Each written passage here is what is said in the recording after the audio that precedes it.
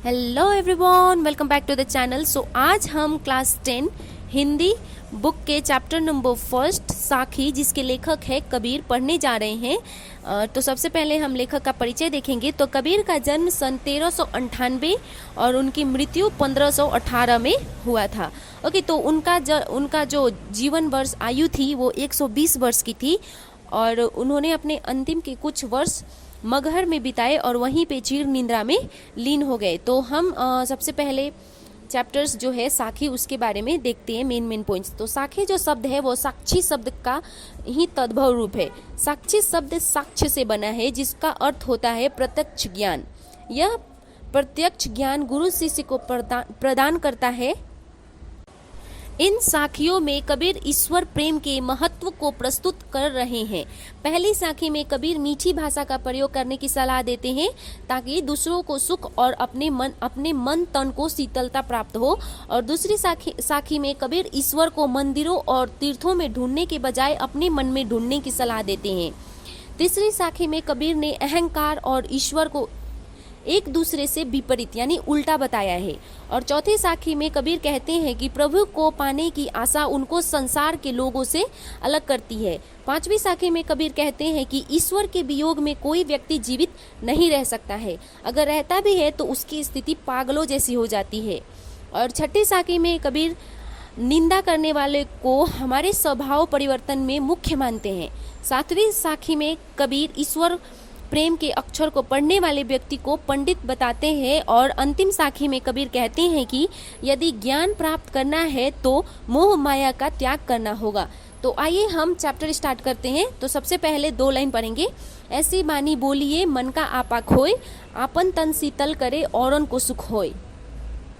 इस 2 पंक्ति में, इस 2 दोहे में, मतलब ये 200 साखी जो है उसमें कबीर दास जी कहते हैं कि हमें अपने मन का अहंकार यानी ईगो जो होता है ना, उसको त्याग करके ऐसी भाषा, ऐसी लैंग्वेज का प्रयोग करनी चाहिए जिससे हमारा तन, मतलब हमारी बॉडी, मन, जो हृदय होता है, हार्ट, भी स्वस्थ रहे और दूसरों को भी कोई कष्ट ना हो, अर्थात दूसरों को सुख प्राप्त हो। क्योंकि हम किसी को बुरा नहीं बोलेंगे तो उसको बुरा नहीं लगेगा, इसलिए हमें अच्छे से अच्छे लैंग्वेज का प्रयोग करना चाहिए। दूसरे साखी में देखते हैं। कस्तूरी कुंडली बसे मृग ढूंढे मन बन माही, ऐसे घटी घटी राम है दुनिया देखत नाही। तो इस लाइन में कबीर जी कहते हैं कि जिस प्रकार एक हिरन कस्तूरी की खुशबू को जंगल में ढूंढता फिरता है, जबकि वह सुगंध उसी की नाभि में होती है, नाभि यानी नाइटो, उसकी नाइटो में ही वो कस्तूरी रहता है, फिर भी वो जंगल भर ढूंढता रहता है, परंतु वह इस बात को बेखबर होता है। लेकिन उसको पता नहीं होता है कि वो जो खुशबू ढूंढ रहा है जंगल में वो उसी के पास है। उसी प्रकार संसार के कण कण में यानी हर जगह पे ईश्वर विद्यमान है। मनुष्य इस बात से बेखबर है और ईश्वर और देवालयों के तीर्थों में ढूंढता रहता है। सब लोग मंदिर जाते हैं, इधर उधर भगवान को ढूंढते रहते हैं, लेकिन इंसानों को पता नहीं है कि भगवान हर जगह विद्यमान रहते हैं और अपने मन में ही ढूंढो। तो तीसरी साखी है। जब मैं था तब हरि नहीं, अब हरि है मैं नहीं, सब अंधियारा मिटी गया जब दीपक देखिया माही। तो तीसरी साखी में कबीर जी कहते हैं जब इस हृदय में यानी उनके मन में मैं अर्थात उनका अहंकार था, तब इसमें परमेश्वर का वास नहीं था, परंतु जब हृदय में अहंकार नहीं है तो इसमें प्रभु का वास है। यानी कि जब आपके मन में किसी के प्रति ईगो हो तो आपको स्पष्ट नहीं दिखाई देता है। तो वहाँ पे ये बोलते हैं कि जब उनके हृदय में अहंकार था तो वो प्रभु का वास नहीं था। जब परमेश्वर नामक दीपक से दर्शन हुए तो अज्ञानी रूपी अहंकार का विनाश हो गया। जब उनको परमेश्वर यानी भगवान का दर्शन हुआ तो उनका अज्ञान जो अहंकार के रूप में था वो विनाश हो गया। तो चौथा साखी देखते हैं। सुखिया सब संसार है, खाए अरु सोवे, दुखिया दास कबीर है, जागे अरु रोवे। तो प्रस्तुत पंक्ति में कबीर जी कहते हैं कि संसार के लोग अज्ञान रूपी अंधकार में डूबे हुए हैं, अपनी मृत्यु आदि से भी अनजाने सोए हुए हैं। ये सब देखकर कबीर दुखी है और वे रो रहे हैं। वो प्रभु को पाने की आशा में हमेशा चिंता में जगते रहते हैं कि उनको प्रभु की दर्शन करनी है। तो पांचवी साखी देते हैं। बिरह भुवंगम तन बसे, मंत्र न लागे कोई, राम वियोगी ना जीवे, जीवे तो बौड़ा होई। तो प्रस्तुत पंक्ति में, प्रस्तुत साखी में, यानी कि जो 2 लाइन हमने पढ़ा उसमें कबीरदास जी कहते हैं कि जब मनुष्य के मन में अपनों के बिछड़ने का गम सांप बनकर लौटने लगता है तो उस पर कोई मंत्र असर नहीं करता और ना ही कोई दवा असर करती है। यानी कि अगर आप किसी से बहुत ज़्यादा प्रेम करते हैं, उससे बिछड़ने का दर्द आपके सीने में है, तो आपके ऊपर कोई दवा या मंत्र असर नहीं करेगा। उसी तरह राम, भगवान राम है ना, अर्थात ईश्वर के वियोग में मनुष्य जीवित नहीं रह सकता, और यदि वह जीवित रहता भी है तो उसकी स्थिति जो होती है वो पागलों जैसी हो जाती है, यानी कि वो उनको ही ढूंढते रहता है। तो देखते हैं अपनी तो साखी में आगे बढ़ते हुए, निंदक नियरे राखिए आंगन कुटी बधाई, बिन साबन पानी बिना निर्मल करी सुभाई। तो इस 2 लाइन में, इस साखी में कबीरदास जी कहते हैं कि हमें हमेशा निंदा करने वाले व्यक्तियों को अपने निकट रखना चाहिए, यानी कि जो हमारी बुराई करता है उसको हमेशा अपने पास रखनी चाहिए।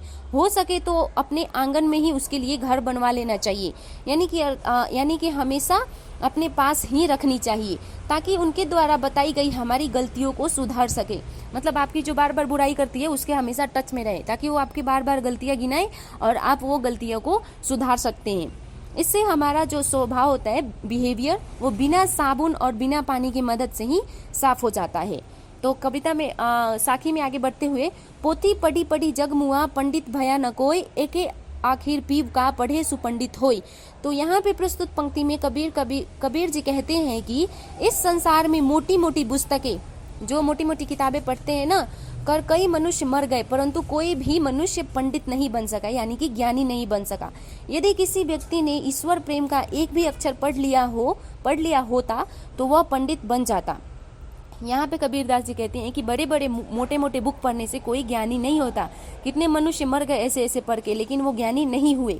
अगर उनको ज्ञानी होना है तो वो ईश्वर प्रेम का एक भी अक्षर पढ़ लिया होता तो वो ज्ञानी, यानी अर्थात पंडित बन जाता। अर्थात ईश्वर प्रेम ही एक सच है, इसे जानने वाला वास्तविक ज्ञानी होता है।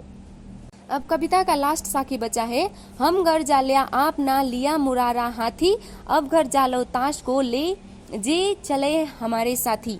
तो प्रस्तुत पाठ में कबीरदास जी कहते हैं उन्होंने अपने हाथ से अपना घर जला दिया, अर्थात उन्होंने मोह माया रूपी घर को जलाकर ज्ञान प्राप्त कर लिया है, यानी उन्हें मोह माया सब कुछ छोड़ छाड़ दिया है। अब उनके हाथ में जलती हुई मसाल, जो लकड़ी होती है ना जिसपे थोड़ी सी आग जला के जलती है पुराने जमाने में, उसको मसाल बोलते हैं, यानी कि ज्ञान है। अब वे उसका घर जलाएंगे जो उसके साथ चलना चाहते हैं, अर्थात उन्हें भी मोह माया से मुक्त होना होगा जो ज्ञान प्राप्त करना चाहते हैं। तो उनको ज्ञान की प्राप्ति करनी है, इसलिए उन्होंने माया रूपी संसार को त्याग दिया है। तो यहाँ पे ये चैप्टर खत्म होती है। उम्मीद करती हूँ आपको वीडियो पसंद आ रहे हैं। अगर वीडियो पसंद आते तो वीडियो को लाइक करें, चैनल को सब्सक्राइब करें। Till then bye bye, see you, take care. मैं आपसे मिलती हूँ अपने नेक्स्ट वीडियो में। Stay tuned, bye.